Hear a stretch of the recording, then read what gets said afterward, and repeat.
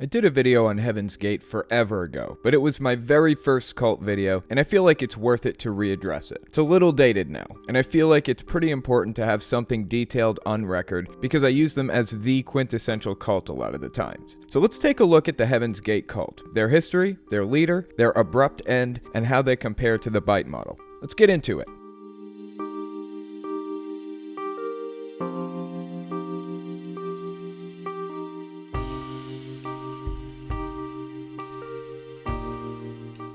So what is Heaven's Gate? What's their story? Some of you may remember this group from the 90s. I was a little young to really remember it when it hit mainstream news. Let's go through their history a little bit. The founder's real name was Marshall Applewhite, but something you commonly find with cult leaders is they'll change their names to something short and easy to remember. He went by Doe, as in the musical scale. He fancied himself a singer for a while, but his singing career didn't really take off, so he settled for a teaching career at a couple of different universities in the 50s and 60s. His father was a Presbyterian preacher, and eventually he got married in a Presbyterian church to a woman named Ann Pierce in the early 50s, and they had 2 kids together. FYI, I have some opinions on Presbyterianism and some of its extreme branches, but we'll get into that another day. Eventually, Doe, as he called himself, ended up getting in trouble for having a relationship with a male student at the university at which he taught, which is interesting. Bear in mind, the stigma behind sexuality was way worse back then than it is now. I mean, we're talking the 50s and 60s. The Civil Rights Act wasn't even passed until 1964, so US culture had backwards views about a lot of stuff at the time. Not just that. It would have been a massive scandal if he came out as gay. You just didn't do that at the time. But lucky for us, as a society, we had people who did come out as gay.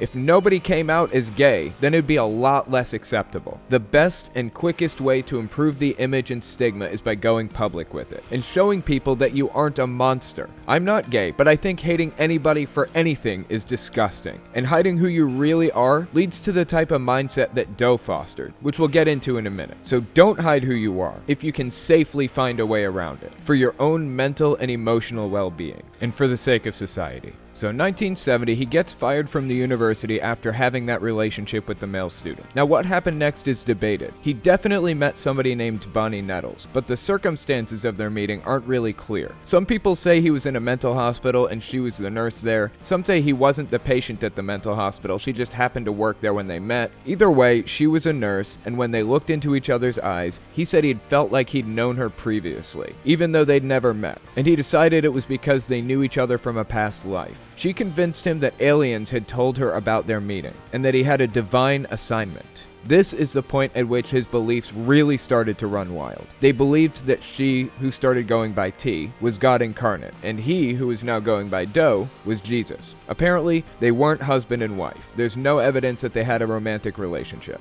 But notice the naming conventions. It's based on the musical scale. Do, re, mi, fa, sol, la, ti, and do. Anyways, they met in 1972, so all this started going down around then and throughout the 70s. They started going on tour, holding what they called classes. They'd talk about their beliefs and bring in new converts at these classes. They called the members students. All things considered, they didn't really bring in that many people. There were 39 of them when it all came to an abrupt end in 1997. It was kind of a strange amalgamation of Christianity and a belief in aliens. People called it a UFO cult. They were heavily inspired by Star Trek. In fact, even their logo looked like a Star Trek logo. You can see lots of similarities with their behavior and beliefs, and you can see their beliefs changing massively over time. In 1985, Bonnie, or T, died of cancer, which was a big deal. It was heartbreaking for Doe. You can hear him tearing up just talking about her. And it meant he had to fundamentally shift his beliefs about events because up to that point, he believed that they were going to be picked up by space aliens. His words, not mine. He believed they were going to be picked up by space aliens and taken to God's kingdom, which was a physical location, kind of like heaven. But after T died, he had to change his beliefs to account for it. And that's when things really started to go downhill, even harder than it already was. It was dangerous before, but this accelerated it.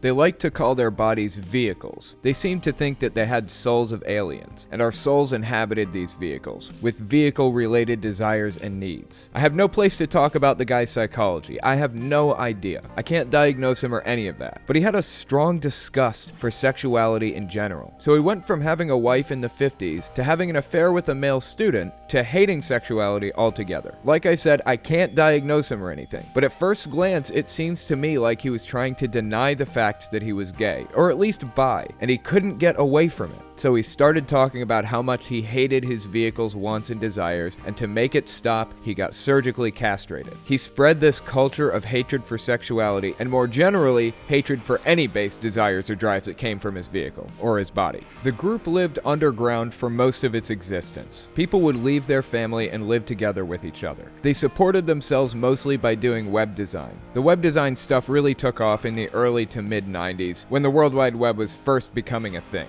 The clients described them as extremely reliable, honest, nice people. You'll find that's how most cult members are described by people from the outside world who interact with them for one reason or another. The members weren't really allowed to keep in contact with their family members. It was extremely high control. We'll get into how they compare to the Byte model and talk about that more in a minute because it's relevant. Anyways, Doe made a big deal out of the Hale-Bopp comet in the months leading up to their mass suicide in 1997. Spoiler alert, I'm sorry. Shit! Spoiler alert! They commit suicide. I just ruined it. I'm sorry, guys. Anyways, he claimed that there was a spaceship following closely behind the comet. He even spent a ton of money on a high-powered telescope to see the spaceship. But of course, there was nothing there. He just made up some excuse. In 1996, they bought a mansion big enough to house all 39 of them. A 9,000 square foot house in Rancho Santa Fe, near San Diego, California. They all paid for it together with the money they made from the websites they would design for people. And that was their final resting place. The police got an anonymous tip in March 1997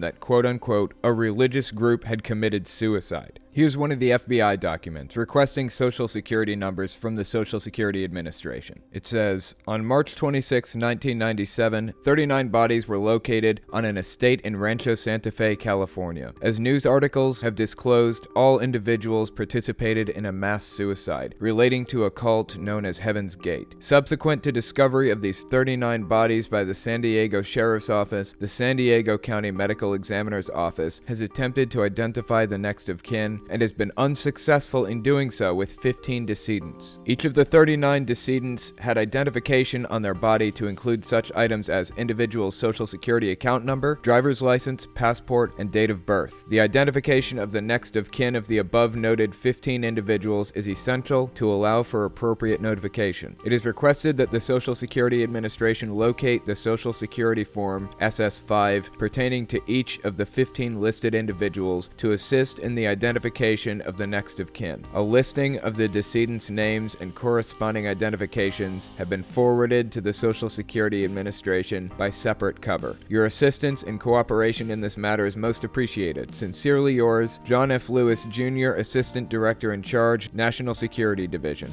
They gave the address and the police showed up to find 39 people dead, including Doe. They did it in shifts. They didn't believe in drug or alcohol use at all, but the first half of the group mixed barbiturates in with applesauce, which is a type of sleeping medicine, and ate it. Then chased it with vodka. Then put bags over their heads and laid down in bed and fell asleep. They each had $5 worth of quarters in their pockets. They all wear Nike tennis shoes. They all had birth certificates on them. They all had short haircuts with similar clothes and a purple shroud placed over them. The last shift assisting people would check people's name off the list as they died. 8 of the 39 people were castrated. Before they died, they each did exit interviews, where they sat on camera and talked about their decision for about 30 minutes or so. I watched every exit interview, and I didn't get the impression that they were fearful or had any kind of regrets at all. They all seemed legitimately happy about the decision. I make jokes, but in all seriousness, this could have been me.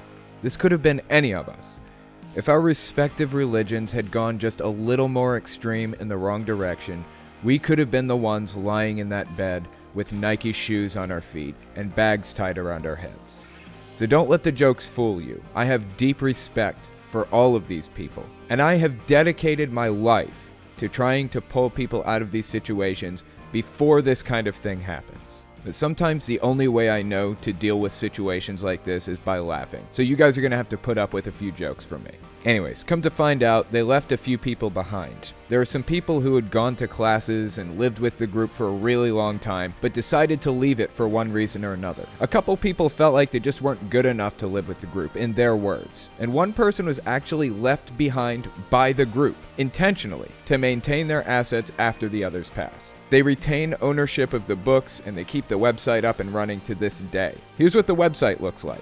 I'm recording this footage right now for this video. This isn't old footage. You can go to the website right now. It's like a snapshot in time. And this is kind of what the websites they designed for clients back in the 90s looked like. Cutting edge at the time, honestly. Back when I did my first video on them, I contacted the webmaster to ask about the group. And they basically said that they do still believe it, but nobody can join. There's no quote-unquote original member on Earth anymore, meaning either T or Doe, so they can't initiate them into the group. The group will never grow. This person also owns the rights to the initiation tapes, and when I played them on the podcast a few months back, I noticed that they'd submitted the initiation tapes to the Content ID system on YouTube, which is intended to be used for music. YouTube basically has this system that catches videos playing songs, and it'll automatically collect the revenue the video makes and give it to the songwriter, which is a flagrant disregard for fair use. Not even getting into that right now. Of course, initiation tapes aren't songs anyways, but it doesn't matter. Somehow it slipped through the cracks, so I can't play the initiation tapes, even 3 seconds of them, or YouTube will catch it and give every dime the video makes to the last remaining Heaven's Gate member. Kind of annoying. Obviously, the system is too easy to abuse. YouTube should really fix that. Anyways, let's take a quick gander at the Byte model and see how they compare. I'm sure most of you guys know what it is by now, but for those of you who don't, it's the model we use to determine if something is a cult. It outlines a number of methods that cults use to control their members. It falls into 4 subcategories: behavior control, information control, thought control, and emotion control. The end goal is to condition them in a Pavlovian way, to modify their behavior with rewards and punishments until they have a personality that's desirable to the group. So a lot of the time you'll find the cult members are like clones of each other. They all have a similar cult personality, a similar cult smile and glassy expression. So let's go through some of the points on the Byte model and talk about how Heaven's Gate compares. As I said, it's definitely a cult. Since the Byte model has like 35 points on it, I'm just going to go through a few main ones for the moment. Maybe I'll do a full breakdown in a future video. One thing before we start on the Byte model, a colleague of mine just got his entire channel demonetized, and that's pretty concerning to me. In fact, this video's already been demonetized. It was demonetized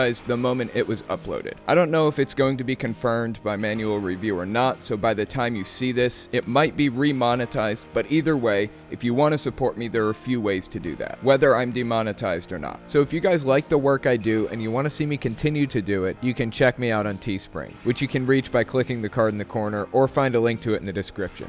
Or you can support me on Patreon, which is also in the card in the corner and in the description. I do worry a little bit that one of these days YouTube's gonna pull one over on me. So if you do like what I do, consider supporting me on Teespring or Patreon. Okay, on with the Byte model. Let's take a look at the points under behavior control first. We've got promote dependence and obedience, modify behavior with rewards and punishments, dictate where and with whom you live, restrict or control sexuality, control clothing and hairstyle, regulate what and how much you eat and drink, deprive you of 7 to 9 hours of sleep, exploit you financially, restrict leisure time and activities, and finally, require you to seek permission for major decisions. How do they stack up against these points? They would definitely dictate where and with whom you live. You had to live together with the group. No outsiders allowed. They heavily restricted or controlled sexuality. Like I said, 8 of the male members were castrated, including Doe himself. I heard a story of a time when they were about to castrate one of the members themselves. One of the members was a nurse, so they rented a storage unit somewhere and put a sign on the door that said Mexico, so that if anybody asked, they could say that they were castrated in Mexico. Then they did the procedure right then and there in the storage unit. I can't verify that, but needless to say, Doe hated sexuality. He hated it. And he inspired this hatred in everybody around him. They would all eat together in the mornings, males and females, and they were all supposed to act and dress androgynously, so you couldn't tell if they were males or females. When they sat together at the table, they'd go down the line and publicly list all of the sexual feelings they'd had the previous day as a way of shaming themselves. That is very clear behavior modification and control of sexuality. Another one they did was they controlled clothing and hairstyle, just as I mentioned. They all dressed the same. They all had the same haircuts. They were all trying to blur the line between male and female, because the belief was that they had the souls of space aliens, and those aliens had evolved past gender or sexuality long ago, so they'd modify their bodies in any way they could to make themselves closer to that ideal. I imagine it probably goes back to Doe's hatred for his own sexuality. The last one I want to touch on under behavior control is requiring the members to seek permission for major decisions. They couldn't talk to family members. They couldn't even go outside without Doe's permission. He controlled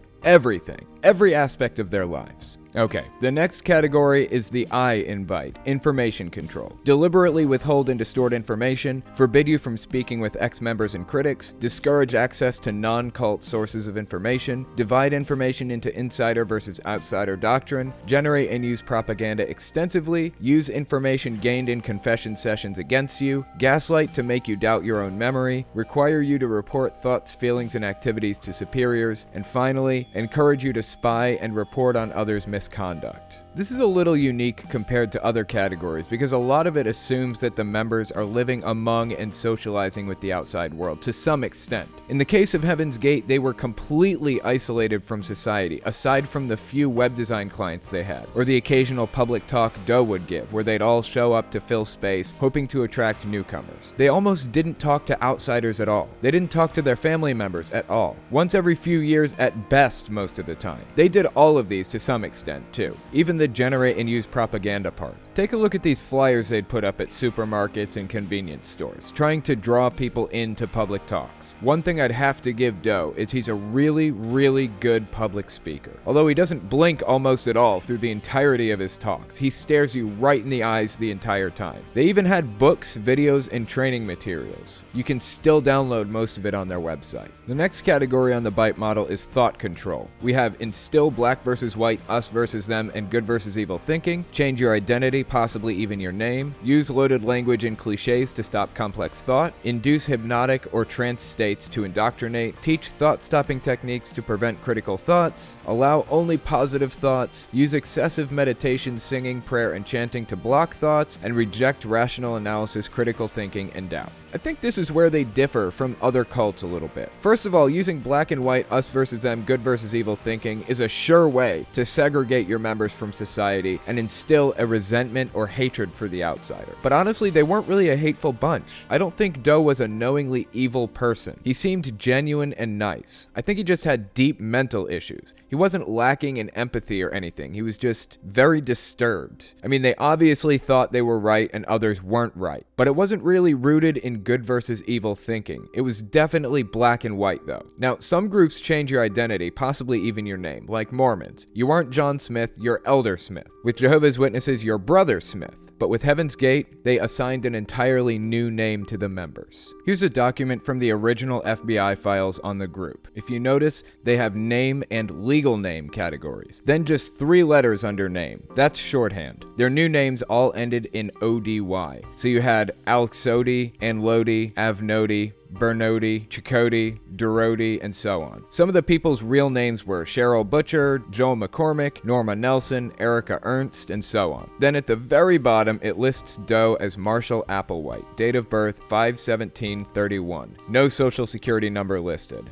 It's kind of strange. Now for our final category on the BITE model, emotional control. We've got instill irrational fears or phobias of questioning or leaving the group, label some emotions as evil, worldly, sinful, or wrong, teach emotion-stopping techniques to prevent anger or homesickness, promote feelings of guilt, shame, and unworthiness, shower you with praise and attention, aka love bombing, threaten your friends and family, shun you if you disobey or disbelieve, and then teach that there's no happiness or peace outside the group. Of course, there's no way of knowing the extent to which they did some of this stuff. Not without having lived with them, but we do know that they did some of this stuff heavily, like labeling some emotions as evil, worldly, sinful, or wrong. Just take the dinner table example again, going around the room confessing to evil thoughts you had, publicly, heavily promoting feelings of guilt, shame, and unworthiness. As far as I know, they didn't threaten friends and family, they just removed you from them completely. And from my understanding, they leaned into the whole happiness doesn't exist outside the group bit. It's genuinely sad to see. It's heartbreaking. We can look at this group and so clearly see it's a cult. But those 39 people couldn't see that. The Heaven's Gate believers who are still out there in the world today don't see it that way. They see it as the truth.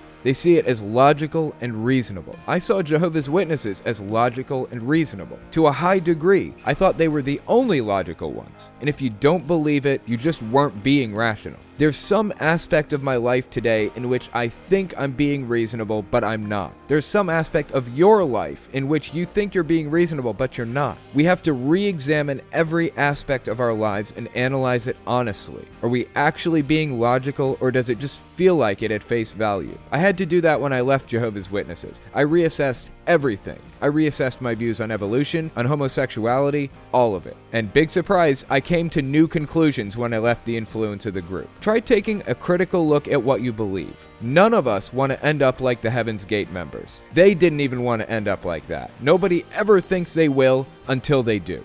Okay, that's all I've got for you. Don't forget to take a look at my Teespring and my Patreon. Those are the two main methods for supporting me if you guys like what I do and you want to see me keep doing it. I'm really trying to build something outside of YouTube because you never know if YouTube's going to delete your channel tomorrow. If my channel was completely demonetized or deleted or something, I'd at least already have a small support system built up with Teespring and Patreon. So like I said, you can support me there. Links for those are in the description. Also, people who follow me on Facebook get to see my videos as soon as I finish making them instead of waiting for release day. So if you want to see them early, you can either follow me on Facebook or become a patron. If you go the Patreon route, then you can be that one asshole who comments on it like 12 hours before anybody else does and get 16 people in the comments asking how you commented before the video release. Quick side note, I don't actually mind those assholes. Comment away. Also check out my podcast where I review documents and read extremist literature and propaganda and talk about all kinds of interesting subjects. Links to all that are in the description too. And finally, come see me at American Atheist Convention on the weekend of April 20th. I'll be hanging out at a table, meeting fans, and all of that. It's going to be awesome.